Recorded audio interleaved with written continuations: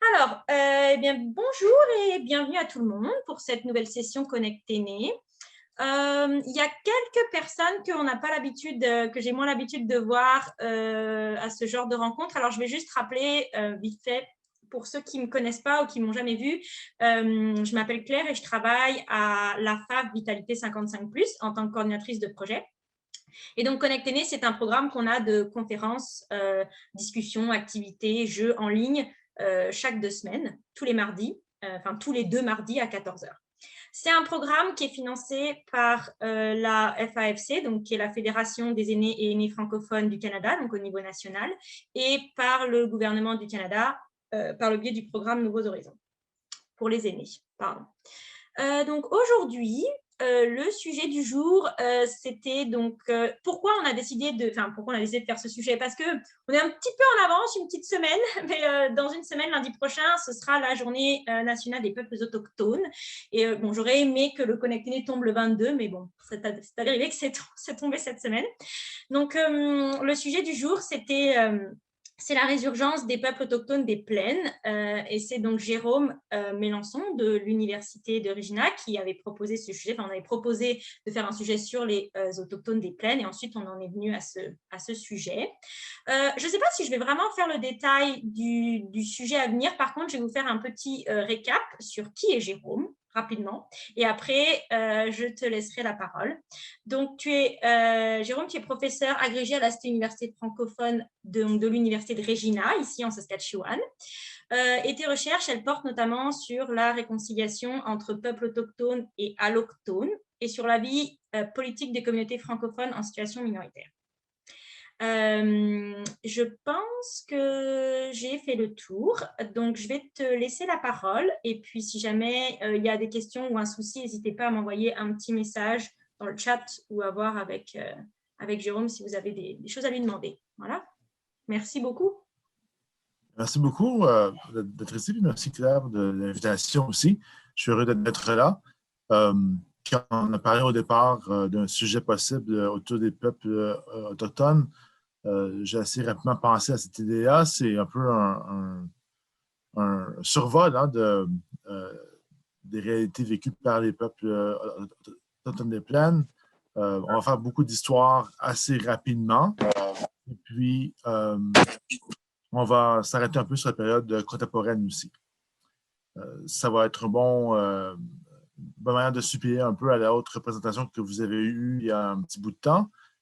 Puis ça va aussi ouvrir à beaucoup de questions. Donc, on peut avoir une période de discussion après coup sur la base de ce que je pourrais présenter ici. Je parle à partir d'une expertise qui est, je dirais, quand même limitée. Je ne suis pas autochtone moi-même. J'ai beaucoup appris dans les livres, mais aussi à partir de porteurs de connaissances, puis d'années, puis de collègues aussi. Donc, je vous présente un peu un survol de ce que je fais parfois en cours, puis de ce qui est plus proche de mes recherches un peu. On peut lancer ça maintenant.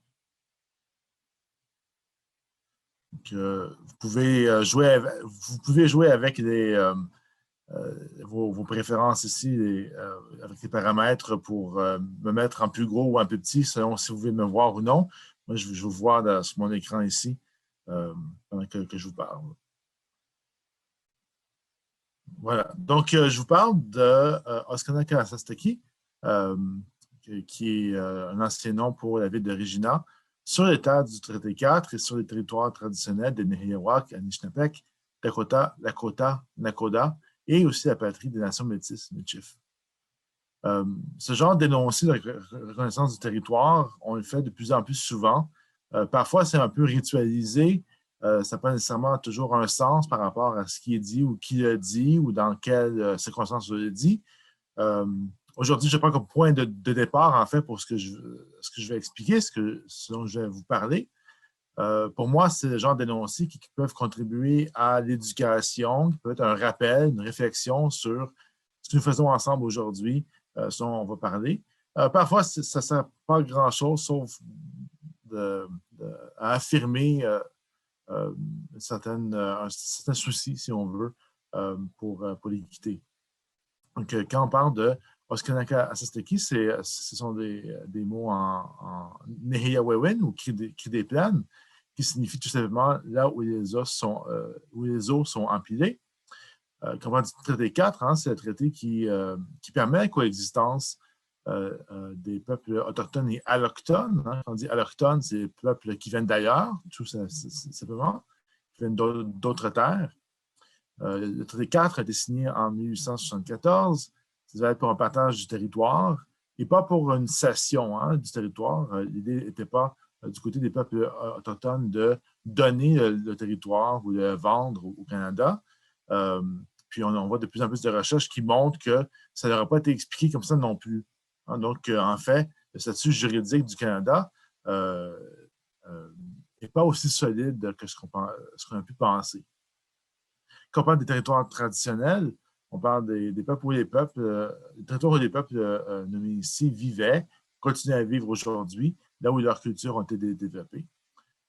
Même chose quand on parle du territoire du peuple métis, de souvent partagé avec les autres peuples autochtones. Donc, ce que je fais ici assez rapidement, hein, c'est de dire de quel peuple on parle, parler des noms un peu dans leur langue, un peu de la vie traditionnelle sur les plaines, ce que le colonialisme est venu, hein, ce que le Canada, la Nouvelle-France, l'Empire britannique, le Canada sont venus détruire, puis comment c'est aujourd'hui surmonté, ce qu'on appelle la résurgence.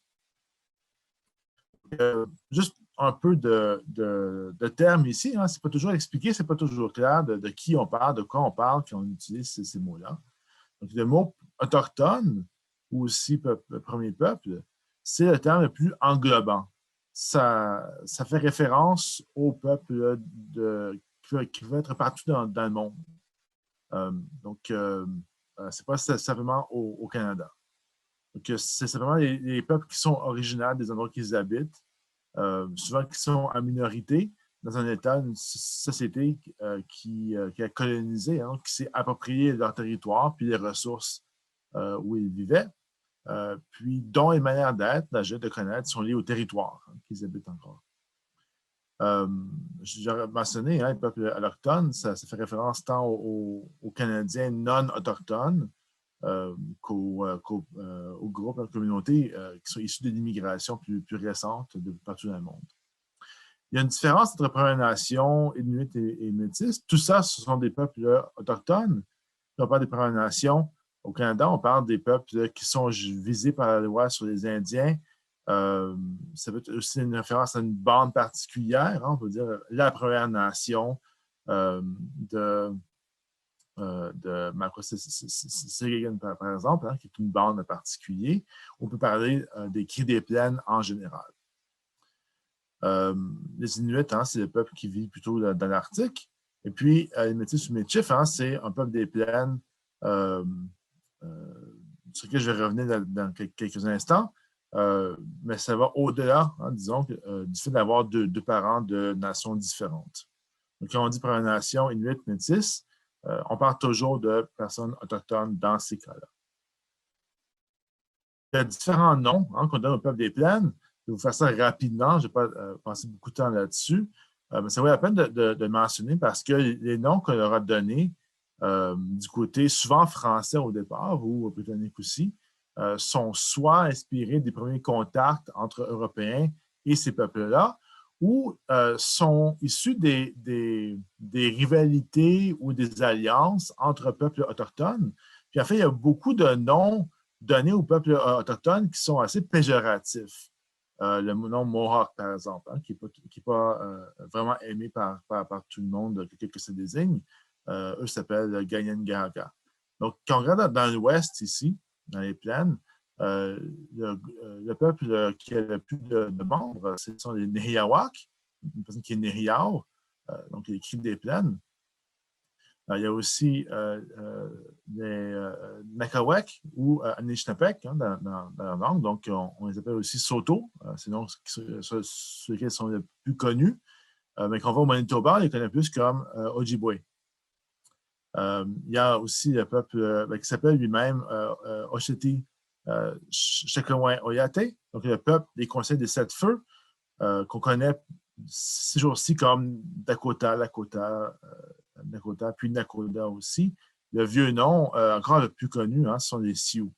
Les peuples Sioux. Il y a aussi des noms comme Assiniboine ou Stoney qui sont encore très connus aujourd'hui pour certains peuples. Donc, eux se voient comme un seul peuple, même s'ils parlent des langues différentes.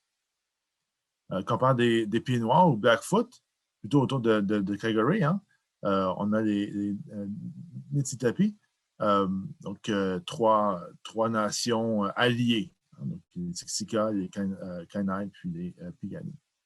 Puis aussi, si vous allez autour de Calgary, vous allez voir des noms comme Crow ou Sarcee. On entend parfois aussi Gros Ventre. Faut pas franciser, on a perdu le français depuis longtemps, donc c'est pas gros ventre, c'est gros ventre. Hidatsa Absaluki, donc des peuples qui sont surtout aux États-Unis aujourd'hui, mais qui longtemps, avant l'arrivée des autres peuples que j'ai nommés, étaient sur le territoire ici.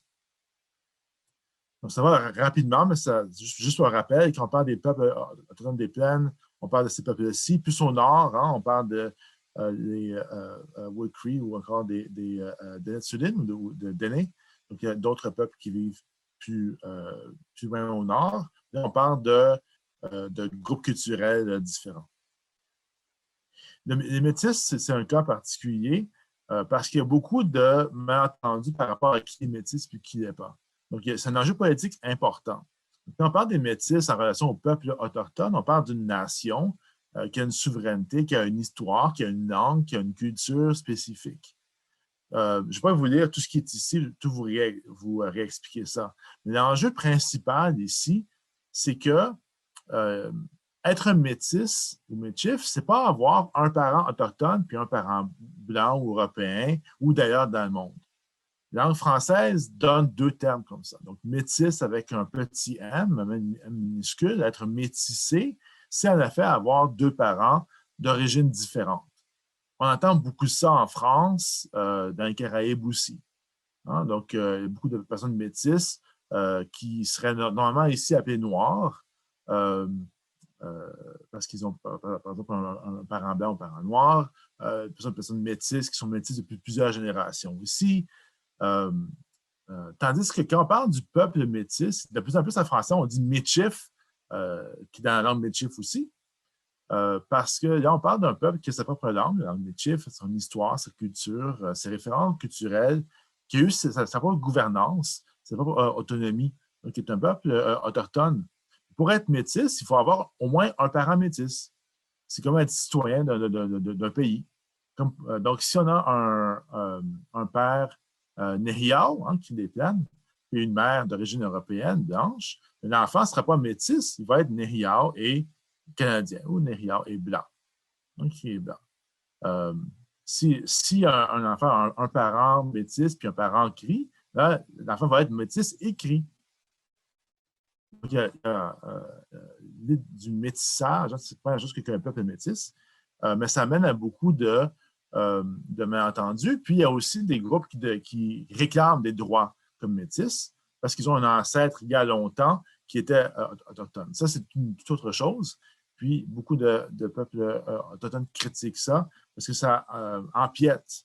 Ça leur enlève leurs droits, leur souveraineté souvent. Je vais faire un survol historique très rapide. Je vais vous montrer mes seules photos. J'ai utilisé mes photos à moi, puis je n'en ai pas beaucoup. Donc, ça va apparaître bientôt. Donc, quand on parle vraiment sur la très, très longue durée, les plus anciennes traditions, qu'est-ce qu'on a dans les plaines?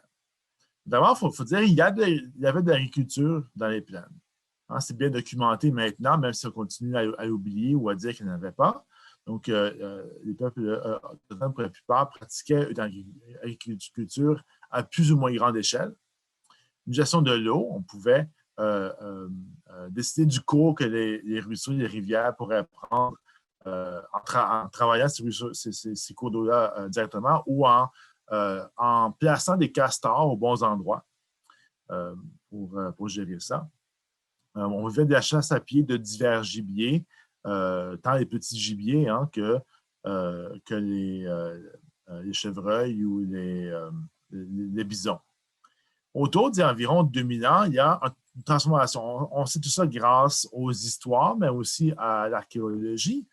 On voit qu'il y a un changement économique important où l'activité de chasse centrale devient la chasse au bison. Ça veut dire que la vie communautaire change pour se centrer autour de ça. La vie spirituelle, culturelle change aussi. Les bisons deviennent un animal plus important dans les histoires. Il y a une relation plus proche aussi avec les bisons qu'il y a eu à ce moment-là. Beaucoup de techniques de chasse, d'utilisation aussi de tout ce qui peut être prélevé sur les bisons. Habituellement, les peuples dans les plaines vont vivre à 2 endroits. Donc, c'est semi-nomade. De la même manière, presque que les gens qui ont un chalet ne sont pas vraiment nomades. Ils vivent une partie d'année dans leur maison, une partie d'année à leur chalet. Donc, ici, on a des gens, on a des peuples, des communautés, en fait, des bandes qui vont vivre l'hiver à un site particulier où on trouve de l'eau facilement, où on est à l'abri du vent, où on va être beaucoup plus à l'aise. Puis l'été, on va avoir un site estival où on va pouvoir plus facilement chasser, plus facilement rassembler tout ce qu'on a besoin pour le reste de l'année. Puis aussi, on ne sera pas tellement au ciel ouvert. Le soleil, comme on le sait aujourd'hui, peut être très fort. Donc, on va changer d'endroit selon les différentes ressources, ce qui est disponible. Puis on va retourner aux mêmes endroits pour recueillir des plantes médicinales, toutes sortes de fruits et légumes aussi, des endroits qui sont plus propices aussi à l'agriculture saisonnière. Ce qui change beaucoup ensuite, deuxième grand changement dans l'histoire, c'est l'arrivée des chevaux qui arrivent avant les Européens, parce qu'il y en a qui se sauvent ou qui sont mis à la liberté, il y en a qui sont échangés entre peuples autochtones, il y en a qui sont volés aussi. Mais il y a des explorateurs qui vont arriver qui disent « Ah, il n'y a pas de chevaux », puis ils repassent 50 ans plus tard, puis là, tout d'un coup, il y a des chevaux qui sont là. Donc, la chasse devient plus dangereuse, plus fructueuse. On va chasser à cheval. La traite des fourrures aussi va changer beaucoup les cultures à ce moment-là.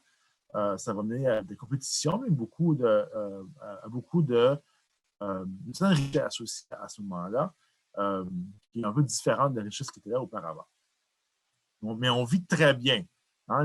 James Daschuk, qui parle français d'ailleurs, qui est à l'Université de Regina, un beau livre sur l'histoire assez tragique finalement autour des famines et des épidémies chez les peuples des plaines, parle de la manière dont les peuples autochtones, 15 Européens, arrivent ici, sont très, très grands. Il y a une diète riche en protéines. Ils vivent bien, ils vivent assez longtemps aussi. Donc, en fait, c'est des bonnes conditions de vie avant l'arrivée des Européens. On parle de techniques de chasse à bison, 2 photos que j'ai prises à Owenskerwin. Si vous avez la chance d'y aller, je vous le conseille. Disons comme ça, puis Head Smashing Buffalo Jump aussi. C'est de beaux endroits pour apprendre à propos des cultures autochtones, mais sur le terrain aussi. Le premier, c'est l'enclos à bison, où on chassait, on pouvait faire un feu dans les herbes qui ferait venir les bisons à un endroit au printemps, quand l'herbe repousse. Puis ensuite, on peut les épeurer ou imiter les cris de bisons, de jeunes bisons, pour les envoyer dans une direction. Il y a quelques-uns qui sont pris là-dedans. Les chasseurs sont autour de l'enclos, qui était plus gros que ça un peu à l'époque. On peut dans cet enclos-là. Puis l'autre, c'est simplement de les faire tomber d'une cuvette à bison ou un buffalo jump. Puis ensuite, on va prélever autant de parties de l'animal que possible. On ne réussirait pas à tout faire, parce qu'il va y en avoir beaucoup. Donc, on va laisser une partie de ça aux animaux charognards. On va partager avec eux. On va se comme ça, c'est un partage avec les animaux. Ensuite, on revient prendre les os, prendre le reste de ce qui pouvait être prélevé auparavant. Puis on va constater la viande, par le pemmican, par exemple. On va sécher la viande pour le reste de l'année. Il y a des structures politiques assez intéressantes aussi. Ça va dépendre beaucoup d'une nation, d'une culture à l'autre. Mais en général, on parle de bandes, entre 50, 100 personnes souvent, des gens qui vont vivre ensemble, qui vont mener leurs activités ensemble, des liens de parenté qui vont les rassembler. Il y a, disons, des rôles entre les aînés, les femmes, les hommes, les enfants, les adolescents, entre les guerriers, puis les chefs aussi, les gens qui s'occupent plus de la santé aussi. Donc, il y a toutes sortes de rôles, de métiers, finalement, au sein du groupe. Selon le peuple, il va y avoir des chefs héréditaires ou choisis pour leur leadership.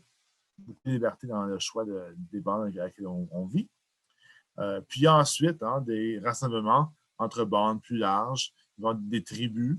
Comme aujourd'hui, on a des tribal councils, des conseils tribaux au-dessus des conseils de bande. On s'allie comme ça pour se rassembler, pour échanger, faire des échanges. Donc, toute une codification comme ça des différents liens entre communautés. Des relations entre les peuples animaux aussi. Donc, on voit ça aussi comme un continuum. Puis, dans les peuples des plaines, ce sont les femmes qui décident finalement de ce qui se passe. Les femmes décident de l'orientation générale.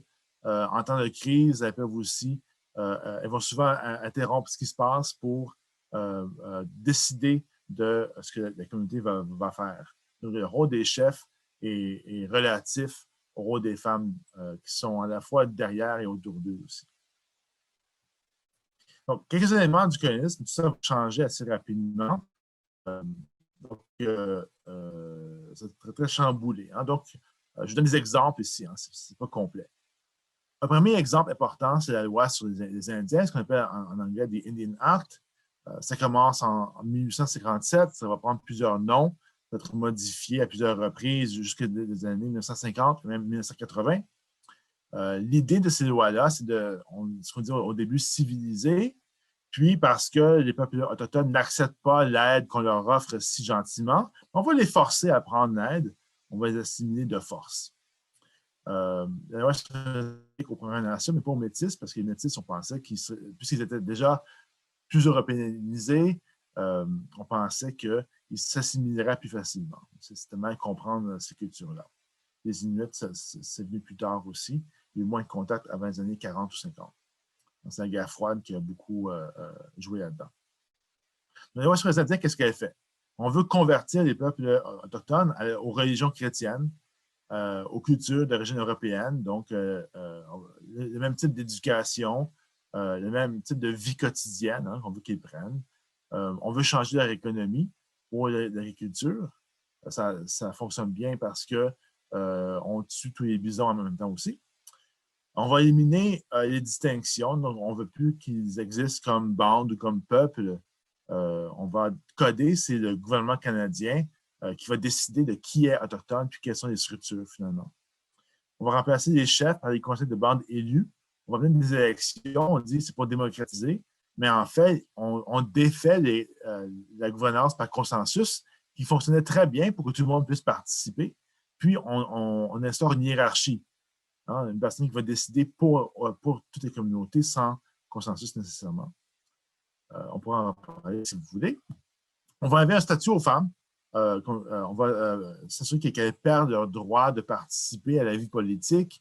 On va leur enlever le statut d'Indien aussi, lorsqu'elles vont marier des hommes non autochtones, pour faciliter l'assimilation des enfants. Puis, tout ça, la loi sur les Indiens, quand on la lit de près, vous pouvez encore la trouver en ligne, ça touche à tous les aspects de la vie culturelle, économique, politique, fédérale. Donc, c'est sans fin tout ça à quoi ça touche. C'est comme une constitution ou un pays à l'intérieur du pays, finalement. Une autre manière dont le colonialisme s'est implanté au Canada, c'est par les réserves, puis le système de laissez-passer. Donc, l'idée, au départ, c'était que les Européens reconnaîtraient des parts du territoire de l'Ouest qui seraient réservées aux peuples autochtones. Donc, on partagerait tout, sauf des parties qui seraient seulement autochtones. Puis on les laisserait libres là-dedans. Mais à la place, c'est devenu ce que plusieurs appellent aujourd'hui des camps de concentration, des endroits dont ils ne pouvaient pas sortir. Donc, il y avait une ségrégation, un contrôle total de la vie sur les réserves, avec un agent indien pour maintenir ce contrôle-là, donc empêcher les peuples autochtones de sortir des réserves. Puis tout le reste, c'était seulement pour les colons d'origine européenne, surtout à l'époque, puis un peu d'Asie aussi. Donc, l'agent indien, l'agent des affaires indiennes, ou l'Indian Agent, s'occupe des mariages, des processus légaux, de tout ce qui est administration, les fonds qui sont envoyés à la bande, tout ce qui aide de différentes manières pour la bande. il va inspecter les écoles, les établissements de santé, voir si tout fonctionne comme ça devrait, selon ce que le gouvernement veut. Il répond du gouvernement, puis des politiques du gouvernement, pas du bien-être des peuples autochtones. Ce sont eux qui président les réunions du conseil de bande, donc ils décident de ce qui va être discuté, ils décident de qui peut être chef, qui ne peut pas l'être. C'est vraiment si les gens ne l'écoutent pas, si les gens contestent, remettent en question des choses ou vivent de manière trop autochtone, ben, l'agent des affaires indiennes peut dire non, vous ne pouvez pas être chef ou être conseiller. Il fait aussi demander la permission puis obtenir un laissez-passer pour quitter la réserve sans la permission avec la permission de l'agent. C'est-à-dire pourquoi on sortait, pour combien de temps, il fallait porter ça avec soi. Donc, il y a un beau film là-dessus, c'est en anglais, c'est The Pass System. Je dis un beau film, c'est un bon film qui explique bien ce système-là. On peut revenir sur tous ces aspects-là, selon ce qui vous intéresse le plus. Un dernier, je crois, deux autres choses. Oui. On a beaucoup entendu parler des pensionnats, les écoles résidentielles aux pensionnats. Le but, c'était d'assimiler les enfants autochtones en les enlevant de leur famille, de leur communauté. On séparer les enfants. Ils leur interdit de parler leur langue, de pratiquer leur culture, de porter les marques de leur culture, que ce soit les cheveux ou les vêtements, ou peu importe. On insultait leur culture, leur famille. On aurait inculqué des idées racistes comme quoi ils valent moins que les autres. On aurait inculqué les religions chrétiennes aussi, les mœurs européennes. Puis, on apprend l'obéissance à l'autorité de toutes sortes de moyens. Vous voyez ici que je ne parle même pas des abus. On a beaucoup parlé des abus physiques et sexuels dans les pensionnats. Ce n'était pas ça le but. Puis l'idée ici, c'est que même là où les prêtres et les sœurs étaient très, très gentils, ces choses-là avaient quand même lieu. Même là où il y a eu des expériences plus positives, ces choses-là avaient quand même lieu. Ça fait déjà un tort, ça fait déjà du mal, peu importe le côté physique. Les effets, dans les pensionnats, on enseigne très peu. Les enfants n'ont pas vraiment d'éducation. On les traite comme des gens qui ne peuvent pas, qui ne sont pas assez intelligents pour apprendre. On n'a pas assez d'argent pour financer ces écoles-là, donc on fait travailler les enfants, qu'on puisse vendre des choses, vendre des babioles, vendre des légumes. Donc, il y a toutes sortes de travaux. Tout ce qui entretient aussi les enfants participent à tout ça. Donc, la plupart du temps, ils travaillent beaucoup plus qu'ils apprennent. Donc, c'est du travail forcé pour les enfants. Puis, on touche, encore une fois, ici à tous les aspects de la vie.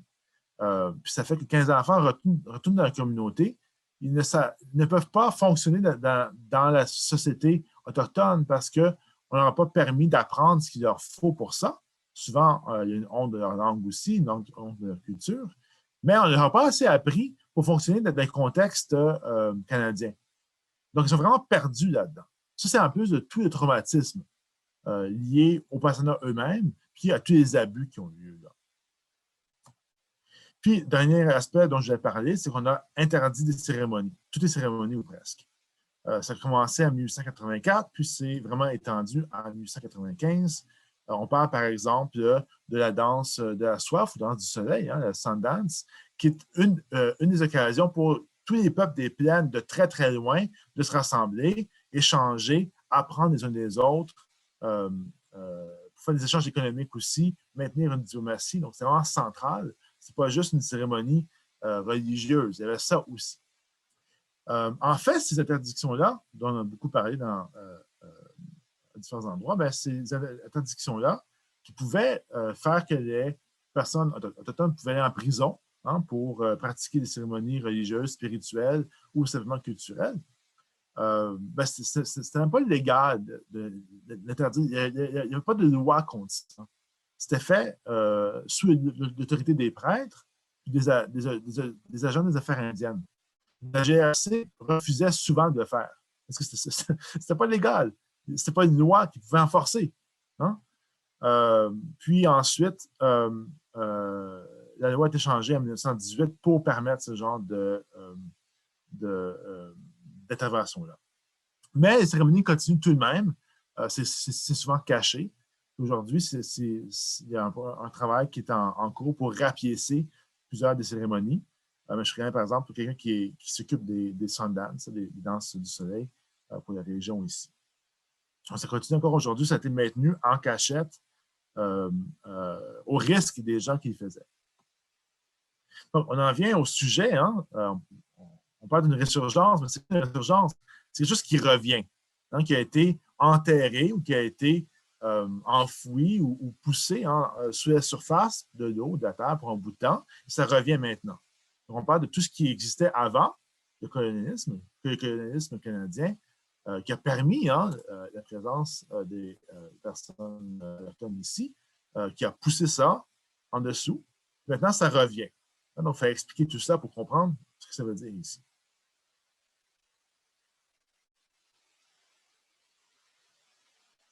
Donc, on arrive à la fin. Donc, je reviens sur les mêmes thèmes que ce dont j'ai parlé auparavant. Il y a la phrase de Blair Stonechild pour son livre Education is the New Buffalo. L'éducation, c'est le nouveau bison. Le bison, c'était la chose centrale aux économies et aux cultures des plaines. Donc, l'idée, c'est qu'aujourd'hui, on va pouvoir rebâtir une économie grâce à l'éducation.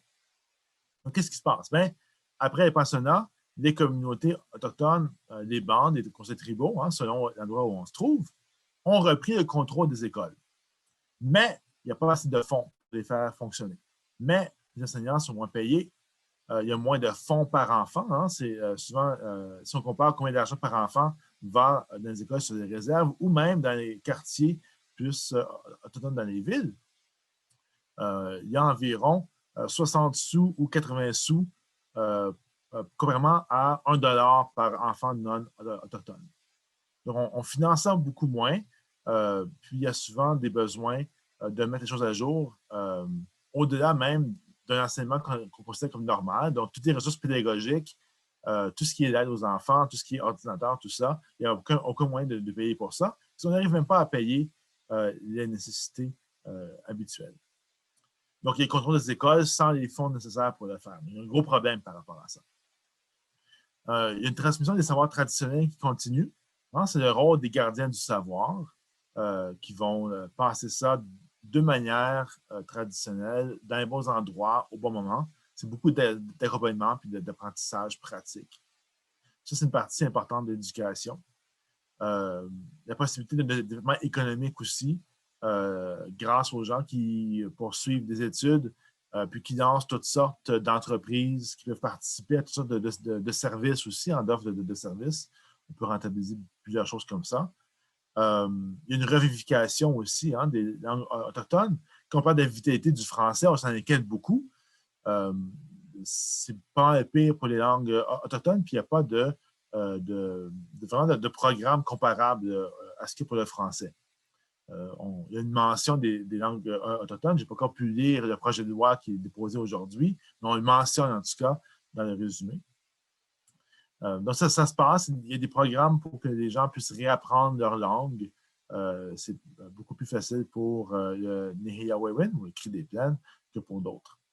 Puis, il y a un soutien pour les pratiques culturelles qui vient de plusieurs endroits, à partir des gouvernements, mais aussi des différentes entreprises que les conseils tribaux et les conseils de bande peuvent lancer aussi. Beaucoup de contestations donc, au côté de la gouvernance. Quand on regarde I Don't Know More, on voit des femmes qui ont arrêté des choses pour dire hey, l'Assemblée des Premières Nations, dominée par les hommes, tout ça, vous ne faites pas le bon travail, vous ne nous représentez pas assez bien. On doit changer d'orientation générale. I Don't Know More, c'est à la fois une contestation du gouvernement fédéral et provincial et de gouvernance héritée de la loi sur les Indiens, où les hommes, à leur avis, ne consultaient pas assez les femmes dans la communauté. On regarde ce qui se passait chez les Wet'suwet'en, par exemple. On voit ici que le système, encore une fois, d'élection de chefs de conseil de bande est remis en question par les chefs héréditaires. Dans les communautés où il y a des chefs héréditaires, parfois, c'est des personnes qui se font élire. Parfois, il y a un peu une division entre les deux. On parle beaucoup des retours au traité. J'achève bientôt, je mais on parle beaucoup des retours au traité. Hein, donc, on parle ici de reconnaître les peuples autochtones comme des nations en part entière, comme le sont les États-Unis ou le Mexique. Hein, donc, il y aurait des relations comme ça de nation à nation. Puis de rappeler que les traités parlent des obligations du gouvernement qui ne sont pas respectées. Hein, on a beaucoup brisé les traités. Une dernière chose peut-être, c'est l'adaptation des traditions. Donc, la résurgence, c'est beaucoup l'idée de reprendre des vieilles idées, des vieilles pratiques, puis les mettre à jour. Dans les langues, ça veut dire qu'on invente des mots pour parler de Facebook, par exemple. Il y a des beaux dictionnaires autour de ça. 100 Days of Cree, c'est un bel exemple de ça. L'idée, c'est qu'il y a des vieilles traditions qui sont à reprendre, toujours à améliorer, toujours à adapter aux nouvelles circonstances. Donc, ça permet une source d'identité collective, d'action collective, une cohésion sociale encore aujourd'hui, qui a été beaucoup défaite par les différentes politiques coloniales. On retourne à plusieurs cérémonies qui sont encore changées. Il y a la possibilité de faire du smudging, une prière avec du foin odorant qu'on brûle, par exemple, dans plusieurs édifices. Donc, on va changer un peu les manières de faire les choses. Puis il y a aussi une éthique plus générale. Je pense de documents qui viennent de peuples qui sont sur le territoire du Québec, mais c'est un peu des valeurs qu'on reprend beaucoup aujourd'hui. Donc, quand on parle de qu'est-ce qui revient, c'est ce genre de valeurs-là. Un équilibre avec la nature, un respect pour cet équilibre-là, dans lequel on a un rôle à jouer. Penser au consentement avant d'entrer sur le territoire des autres, de prendre des choses, de prendre des ressources. Être reconnaissant pour ce que les gens, puis la terre, puis les animaux nous offrent. Rendre ce qu'on prend aussi. Des relations mutuelles. Le partage des richesses. S'assurer que tout le monde puisse avoir une bonne vie. Puis, protéger, célébrer la dignité de tout ce qui est vivant. Il ne faut pas oublier que même les roches sont vivantes, même les roches se transforment au fil du temps, même si c'est un temps beaucoup plus long. Hein, donc, dans cette optique-là. Donc, ça, je dis, c'est un survol très rapide. C'est un peu pour vous dire en général, voici comment ça se sent dans les plaines, dans l'Ouest canadien, qui sont les peuples, quelles sont les choses un peu communes parmi ces peuples-là. Il y a beaucoup de différences, évidemment. Je n'ai pas le temps à 30 minutes de passer là-dessus, mais on peut en discuter comme ça en relation avec vos questions. Puis, si vous m'avez aussi l'avenir, évidemment. Donc, merci beaucoup pour votre attention. C'est beaucoup tout d'un coup. On peut revenir sur vos questions plus particulières aussi. Oui, vas-y, Eric. D'abord, merci beaucoup, Jérôme. Hein, tu as couvert vraiment beaucoup de sujets en peu de temps. C'est impressionnant. Là. J'avais une question au tout début, donc on revient tout en arrière. Là, après, il pourrait y avoir d'autres sujets de discussion, mais d'où viennent les différentes appellations? Tu sais, quand tu parles d'une nation particulière, il y a 3, 4, 5, même une dizaine de noms parfois. Comment ça se fait qu'il y a tous ces noms-là qui circulent? Et puis, moi, je trouve que ça donne quand même pas mal de confusion quand on parle entre différentes personnes, on parle de cette nation, et puis la personne dit, oh, bah non, c'est pas eux, c'est eux, etc. Puis en fait, tu as l'air de dire que tous ces noms, en fait, c'est la même nation. D'où ça vient, toute cette variété de noms? Ça vient en partie du fait que les Européens qui arrivaient au Canada ne prenaient pas vraiment le temps d'apprendre les langues, puis les noms que les gens se donnaient eux-mêmes. Ça vient du fait que parfois, ils entendaient parler des peuples avant de les rencontrer par l'entremise d'autres peuples aussi. Donc, ça vient du fait qu'il y a des alliances aussi entre différents peuples. On a tendance à prendre des noms que les peuples autochtones alliés aux Français vont utiliser, par exemple. Donc, puisqu'il y a beaucoup de rencontres faites par le biais d'autres personnes, par personne ou peuple ou communauté interposée, on va reprendre beaucoup de ces noms-là. D'autres fois, on va aussi juste transformer un peu ou dénaturer. Un exemple, par exemple, c'est que les cris, en général, il y a des cris aussi sur le territoire québécois. Il y a des liens de famille. Il y a une migration de l'Est jusqu'à l'Ouest, qui fait qu'il y a des liens de parenté assez éloignés. Mais le mot cri vient au départ de Cristino, parce que les cris étaient les premiers souvent à se convertir au christianisme parmi les peuples autochtones. Souvent par stratégie. Eux vont continuer à suivre leur culture, puis leur spiritualité, puis leurs croyances, mais ils vont aussi apprendre toutes les choses, vont aller à la messe de temps à autre, vont apprendre ce qu'il faut, vont avoir l'air de bons chrétiens, parce qu'ils pouvaient mieux échanger, avoir la confiance des Européens. Ils savaient ce qu'ils faisaient, là. Hein, je disais, les peuples, là, ici, il y avait des diplomaties, il y avait des conflits, des arnaques, comme partout ailleurs.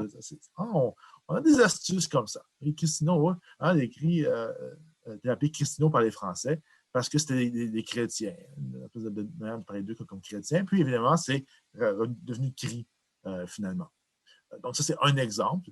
D'autres, ça dépend de qui les appelait aussi. Puis, l'autre exemple, c'est qu'on parle de Nakawek ou Anishinaabeg. Anishinaabeg, c'est un nom pour un plus grand groupe de gens qui tombe encore sous Anishinaabeg, qui est encore plus grand.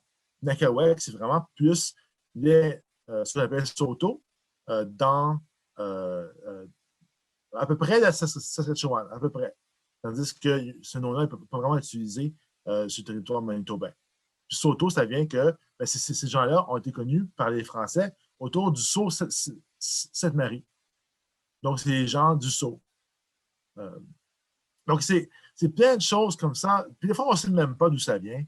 Assiniboine, on ne sait pas. Il y a 3 ou 4 différentes possibilités.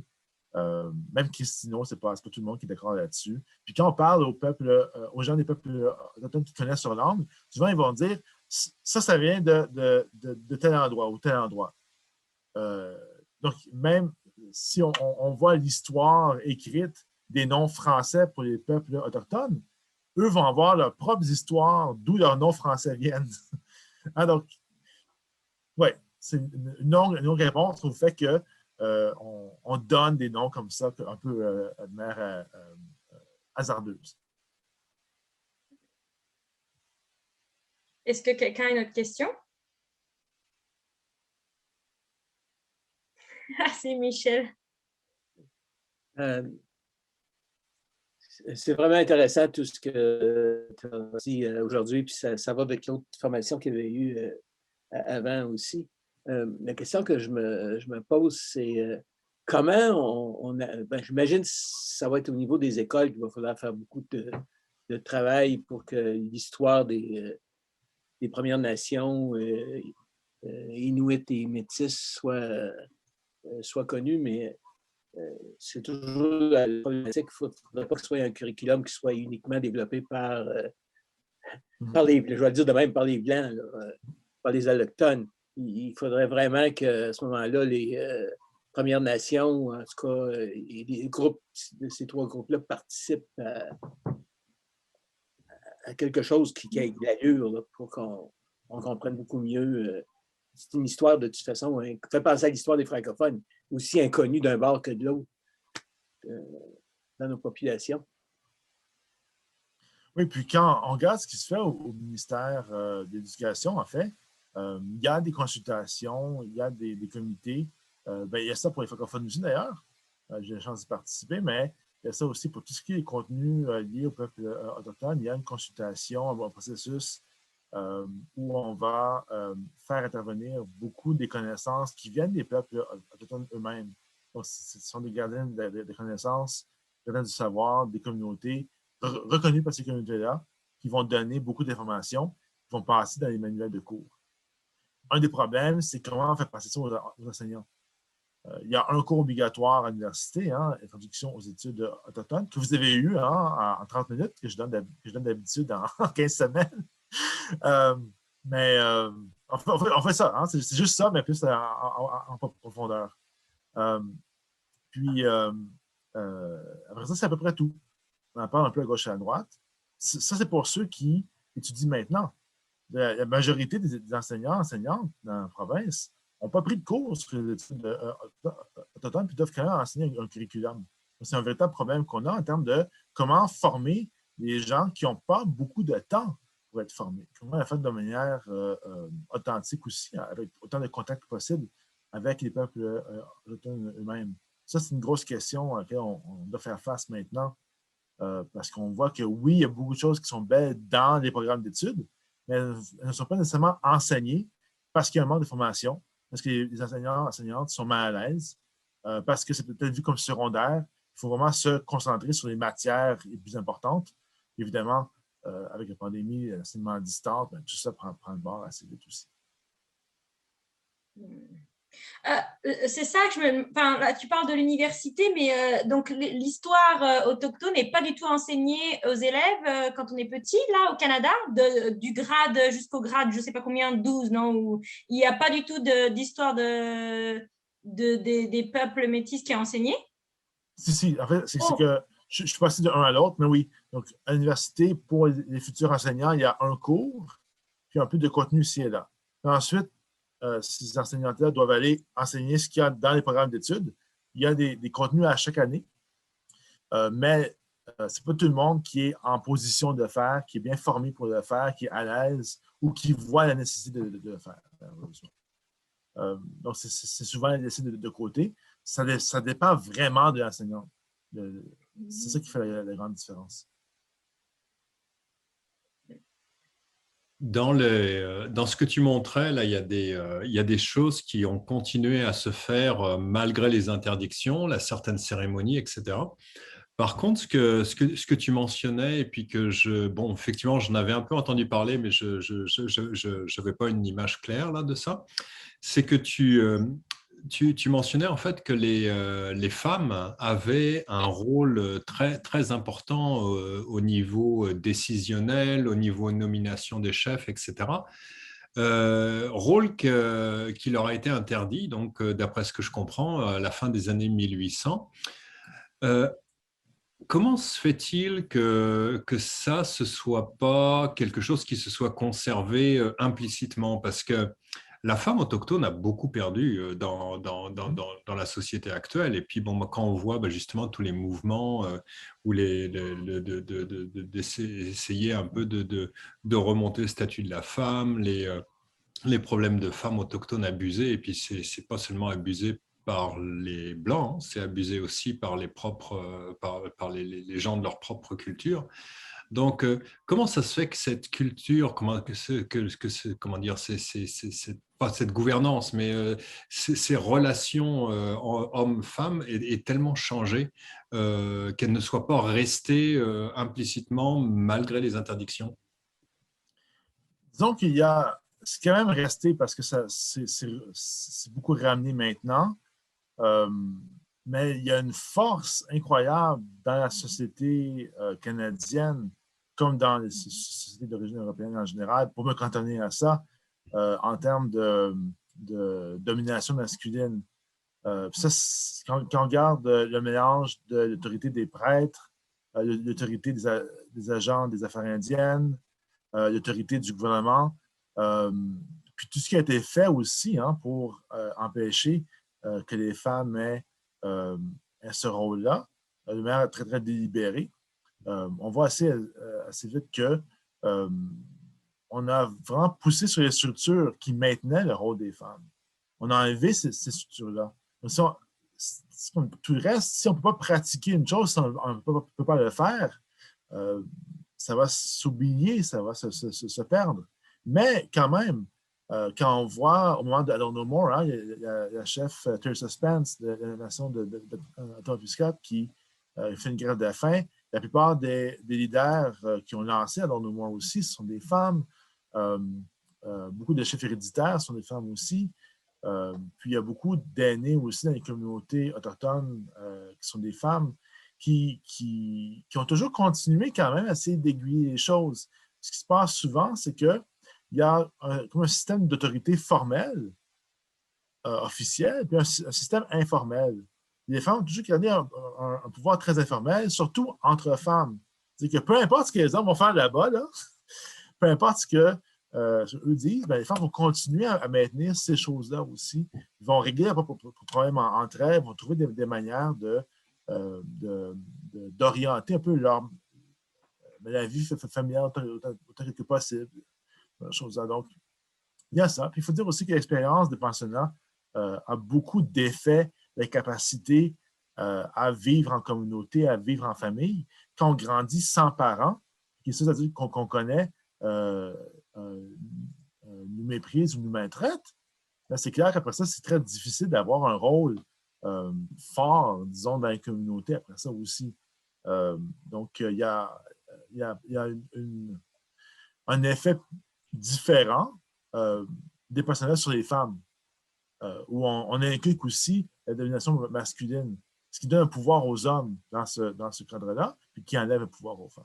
Donc, après ça, il faut voir, oui, si on parle des femmes autochtones disparues et assassinées, c'est parce que des femmes se sont levées, qu'elles ont été des leaders par rapport à ça. Ce sont elles qui ont amené ce problème-là. Ce sont elles qui ont fait éventuellement qu'il y a eu une commission d'enquête, une enquête nationale là-dessus.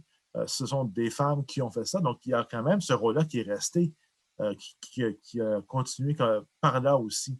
Donc, ce sont des femmes qui, malgré le fait qu'elles sont beaucoup plus victimes de violence, puis beaucoup plus souvent par des hommes qu'elles ne connaissent pas,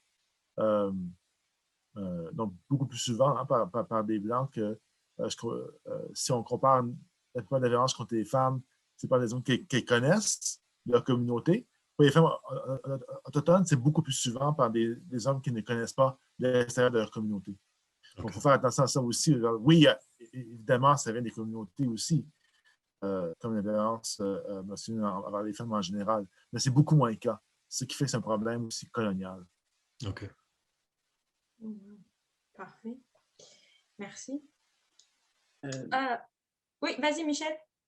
J'écoutais dernièrement une entrevue du ministre Miller, ministre fédéral du Nord et des Affaires autochtones, avec Michel Sia-Roger, puis la question lui a été posée s'il n'y aurait pas moyen de se débarrasser finalement de la loi sur les Indiens, ce qu'on appelle la loi sur les Indiens, c'est le nom de la loi comme telle.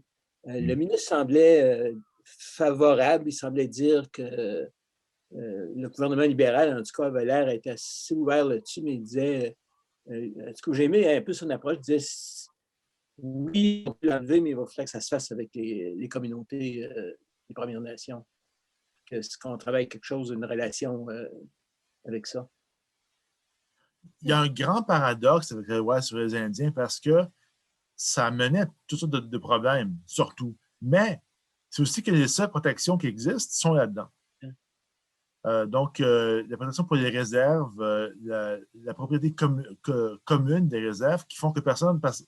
Je veux dire, hein, il y a une pauvreté qui a été mise en place par les différents gouvernements canadiens avec le temps qui font que si on avait des personnes qui étaient propriétaires de terres sur les réserves, ce serait vraiment tentant de vendre pour avoir une meilleure vie. Mais là, les peuples autochtones perdraient les seules terres qu'ils ont maintenant. Donc, ce serait aussi de défaire la propriété communautaire, l'existence communautaire, qui n'est pas individualiste comme les sociétés d'origine européenne. Donc, ça défrait beaucoup de choses, comme ça, par exemple. On veut conserver les choses qui sont quand même des protections minimales. Donc, il faudrait remplacer par autre chose. Il ne faut pas oublier que la dernière fois qu'il y a eu une vraie proposition pour se défaire de la loi sur les Indiens, c'était Pierre-Éliott Trudeau puis Jean Chrétien avec les livres blancs, et ça menait à l'organisation des Premières Nations surtout, mais des peuples autochtones en général, pour voir à leurs propres droits. Ils ont refusé ça entièrement, hein, les livres blancs, puis refusé cette idée-là, parce que si c'est mal fait, ben, toute élimination des lois sur les Indiens mène à une autre sorte d'assimilation. Donc, il faut éviter ça. Dire oui, les Indiens visent l'assimilation, mais il ne faut pas non plus perdre les droits des peuples autochtones. Parce que les droits en général, les droits des traités, tout ce qui est couvert par la Constitution canadienne et qui n'est pas clair là-dedans, ce n'est pas vraiment en place, ce n'est pas vraiment reconnu ou respecté. Donc, il faut garder au moins ce qu'ils ont. Mais il y a un appétit, un désir, oui, de se débarrasser de cette structure de pression-là. Oui. Non, je pense qu'il faut cesser de considérer les Premières Nations comme des enfants, puis dire, OK, vous êtes des les adultes, on était égales, on est de nation à nation, finalement. C'est l'idée de... Je vais continuer à parler, je vais laisser Eric poser une question. Oui, moi je voulais revenir aussi sur sur le système éducatif, parce que comment dire, il y a comment dire, il y a une culture dans l'organisation de la société. Je veux dire, un ingénieur doit avoir un certain diplôme qui est reconnu par un ordre professionnel, etc., etc. Il y a toute une culture de l'éducation et de l'emploi qui est reconnue dans toute l'Amérique du Nord, en Europe, etc. Mais cette culture ne semble pas convenir aux Premières Nations. J'ai l'impression que le système éducatif tel qu'il fonctionne en Amérique du Nord, comment dire, j'ai l'impression que les Premières Nations n'accrochent pas vraiment avec ce système éducatif.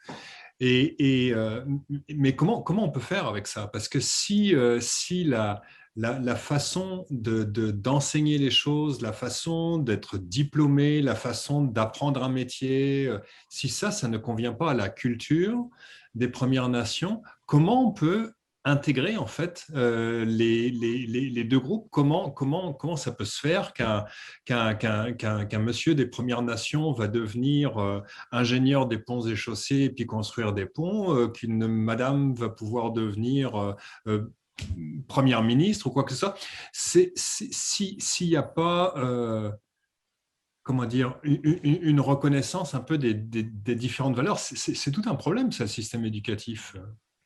Oui, je devrais peut-être commencer, c'est que d'abord, dans les cultures autochtones, il y a une division du savoir comme ça, puis il y a une division d'expertise aussi.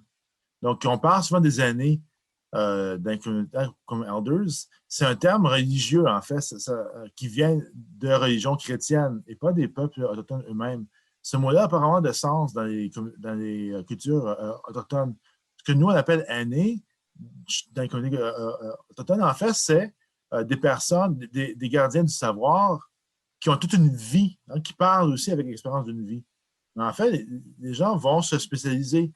Ils vont passer beaucoup de temps avec une personne, apprendre auprès d'elle, apprendre des choses plutôt liées au plan médicinal, à la santé en général, liées à l'histoire, liées aux chansons, à différentes cérémonies, à la gouvernance. Bon, peu importe le champ, hein, nommez-le, il y a des gens qui sont spécialisés comme ça. Donc, en fait, il y a déjà cette idée-là dans les cultures elles-mêmes. Ensuite, faut voir aussi qu'il y a eu beaucoup d'obstacles. Donc, il y a beaucoup de réticences, de problèmes de confiance. Pourquoi est-ce que des gens qui sont allés au pensionnat confieraient leurs enfants à un système d'éducation qui est contrôlé par les Blancs? Faut voir, hein, ce genre de problème-là. En plus du racisme qui continue dans les établissements d'enseignement. Les barrières matérielles, économiques, financières aussi. Le fait que quand on grandit en ville, c'est une chose. Quand on vient d'une communauté très éloignée, qu'on arrive dans une université, il n'y a pas de référent culturel. La manière quotidienne de parler aux gens est totalement différente. Il y a un choc culturel qui est lié à ça aussi. Donc, il y a plein d'obstacles comme ça qui font que, puis en plus des préjugés interpersonnels, qui font que souvent les étudiants autochtones vont décrocher, pas par manque de capacité ou d'intérêt ou même de compétences culturelles, mais parce qu'il y a trop d'obstacles. Puis ensuite, il y a beaucoup, j'ai plusieurs étudiants maintenant qui sont maintenant avocats, hein, par exemple. Donc, il y a une véritable capacité. Quand on regarde l'édifice du musée de l'Histoire maintenant, ou l'ancien musée des civilisations, ou l'Université des Premières Nations ici à Regina, l'architecte Douglas Colonel est devenu architecte comme les autres architectes. Donc, je ne pense pas qu'il y ait de prédisposition dans les cultures autochtones contre l'éducation de style occidental. Même s'il n'y a pas beaucoup de place pour la culture, il y a beaucoup de gens qui pourraient choisir de faire autre chose parce qu'ils verraient ça comme vraiment l'endroit pour eux se sentent peut-être très étrangers, puis exclus, hein, marginalisés dans ces espaces-là, parce qu'ils désirent simplement faire autre chose, puis apprendre des choses différemment aussi. Ça, c'est une des choses qui est difficile, c'est qu'il n'y a pas beaucoup de débouchés, parce qu'on a détruit les économies autochtones, il n'y a pas beaucoup de débouchés liés au savoir traditionnel. Donc, la mise en place d'emplois pour des gardiens de la connaissance dans les commissions scolaires, des endroits comme l'Université des Premières Nations, tout ce que l'Institut Guéret-Dumont met en place, par exemple. Donc, tout ça, ça amène des opportunités aussi pour les gens qui apprennent les savoirs traditionnels, puis qui puissent aussi vivre de ça. Donc, ça fait partie de la revitalisation aussi. Donc, c'est une bonne manière de revenir sur l'éducation. Merci, Jérôme. Je pense qu'on va s'arrêter là pour aujourd'hui. 15h06, c'est bien. Comme ça, on ne dépasse pas trop sur le planning des autres personnes. Je voudrais te remercier d'avoir accepté de nous avoir donné cette petite leçon sur les peuples autochtones des plaines. C'est vrai qu'il y avait pas mal de... En tout cas, moi, j'ai appris pas mal de choses.